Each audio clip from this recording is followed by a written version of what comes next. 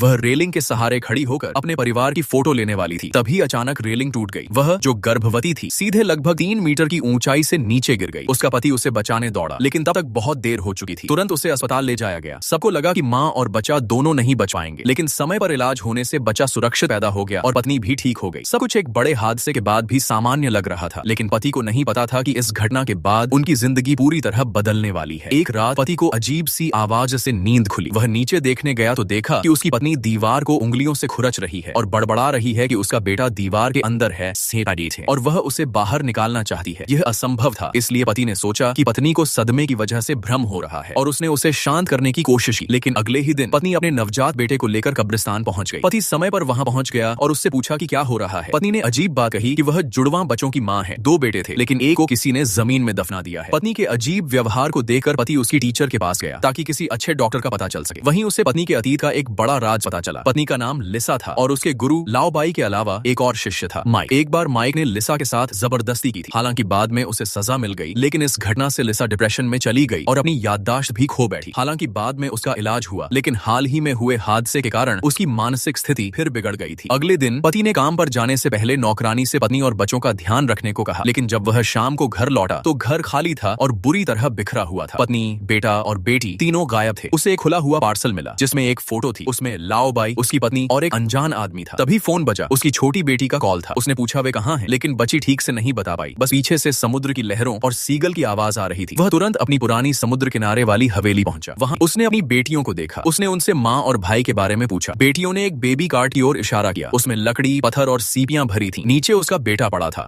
यह देखकर वह टूट गया। उसे समझ नहीं आया कि पत्नी ने ऐसा क्यों किया। ऊपर जाकर उसने पत्नी को पाया। वह मानसिक रूप से अस्थिर थी और उसे पहचान भी नहीं रही थी। जब वह उसे अस्पताल ले जाने लगा तो उसने उसे सीढ़ियों से धक्का दे दिया। पति के चीखने पर वह होश में आई। उस रात वे सब वहीं रुके। पति ने रात में बेटे को दफना दिया। अगले दिन जब वह पत्नी को लेकर लौट रहा था, तभी एक दाढ़ी वाला आदमी मिला। पत्नी उसे देखकर अचानक बहुत भावुक हो गई। पति ने सोचा कि यह भी उसकी बीमारी का असर है। बाद में ससुराल वालों से उसे पता चला कि फोटो में दिख रहा आदमी वही अपराधी है। सच जानने के लिए वह नौकरानी शाओ हेई के पास गया, जिसने डर के कारण छिपकर वीडियो बनाए थे। वीडियो में पता चला कि समुद्र किनारे जाते समय बच्चा बीमार था और तेज बुखार में था। उसी दौरान पत्नी का मानसिक संतुलन बिगड़ गया और उसने गलती से अपने ही बच्चे की जान ले ली। अब सच सामने था। फिर पति की मुलाकात उसी दाढ़ी वाले आदमी से हुई। वह असली माइक था। उसने बताया कि असली अपराधी वह नहीं बल्कि उनका गुरु लाओबाई था, जिसने लिसा का शोषण किया और फोटो लेकर उसे ब्लैकमेल किया। सच्चाई सामने लाने के लिए दोनों लाओबाई के घर पहुंचे। वहां पति ने सबके सामने सच उजागर किया। लाओबाई ने गुस्से में बंदूक निकाल ली, लेकिन तभी गोली चली और वह खुद घायल हो गया। लिसा को सब याद आ गया था। उसने बंदूक उठाकर लाओबाई को मारने की कोशिश की, लेकिन पति ने उसे रोक लिया ताकि वह जेल न जाए। अंत में माइक ने लाओबाई को